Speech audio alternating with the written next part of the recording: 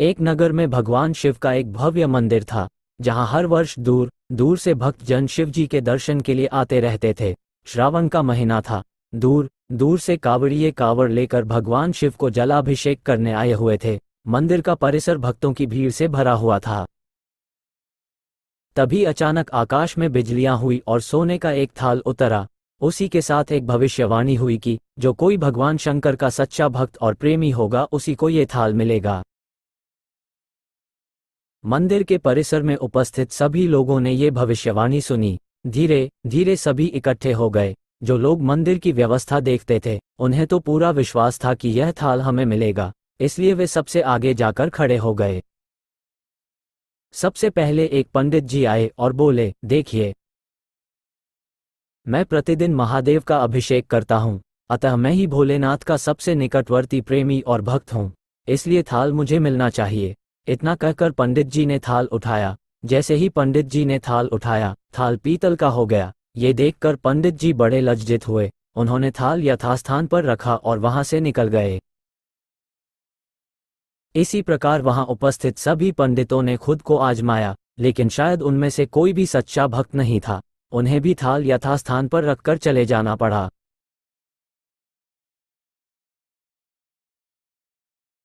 इसके बाद उस नगर के राजा का आगमन हुआ। राजा साहब आगे आए और बोले, मैंने महादेव के मंदिर में बड़ी भारी दान दक्षिणा दी है, इसलिए ये थाल मुझे मिलना चाहिए।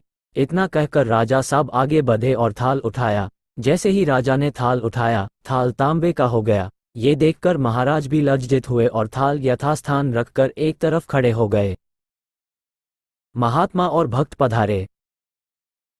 इसके बाद इसी तरह एक से बढ़कर एक दानी, महात्मा और भक्त पधारे और थाल उठाया, लेकिन किसी के हाथ में कुछ और किसी के हाथ में कुछ हो गया, लेकिन सोने का नहीं रहा। तब लोगों को पता चला कि हम में से कोई भी महादेव का सच्चा भक्त नहीं है।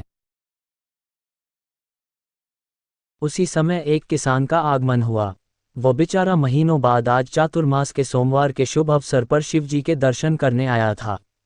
गरीबी और गृहस्थी के बोझ तले दबा दिन रात खेतों में मेहनत मजदूरी करके अपना और अपने परिवार का गुजारा करता था। अभी रास्ते में आ ही रहा था कि कोई भिखारी मिल गया और कुछ खाने को मांगने लगा। इस किसान को दया आ गई। अपने खाने के लिए जो खाना लाया था वो उसने उस भिखारी को दे दिया। थाल के बारे में इसने भी सुना था, लेकिन इसने उस ओर कोई ध्यान ही नहीं दिया। सीधा मंदिर में गया और महादेव का पूजन करके बाहर आ गया।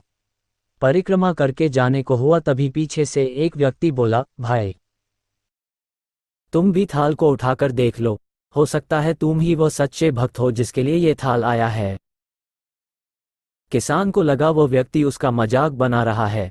किसान ने हंसते हुए कहा, भाई, मैं तो कभी कोई पूजा पाठ भी नहीं करता, महीनों ने एक आध बार मंदिर आ पाता हूं, मैं कायका का सच्चा भक्त।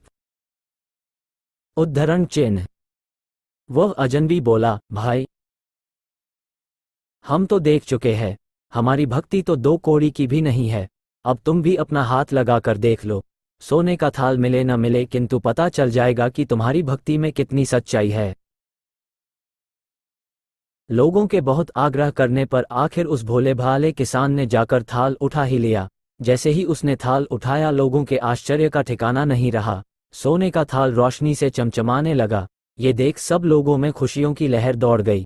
सभी लोग उसके जयकारे लगाने लगे और पूछने लगे कि भाई, तुम ही सच्चे भक्त हो, अब हमें भी बता दो कि कैसी भक्ति करते हो, जिससे महादेव तुमसे इतने प्रसन्न है। उद्धरण चिन्ह। किसान बोला, भाई, मैं कोई भक्ति नहीं करता, मैं केवल दिन भर खेतों में काम करता हूं और थोड़ा समय निकालकर जरूरतमंद लोगों की मदद करता हूं। इसके अलावा मैं कोई विशेष कार्य नहीं करता। लोग पूछने लगे, तुम लोगों की मदद क्यों करते हो? उद्धरण चिन्ह। हंसते हुए किसान बोला, सुकून। दूसरों के चेहरे पर मुस्कान देखकर मुझे जो आनंद और खुशी होती है, उसे मैं शब्दों में बयां नहीं कर सकता। शायद यही कारण है कि महादेव मुझसे खुश है। इसलिए हमेशा याद रखे, सत्कर्म का आरंभ भी आनंद से होता है और अंत भी आनंददायक होता है। दुष्कर्म का आरंभ भी दुख से होता है और अंत भी दुखदायक होता है।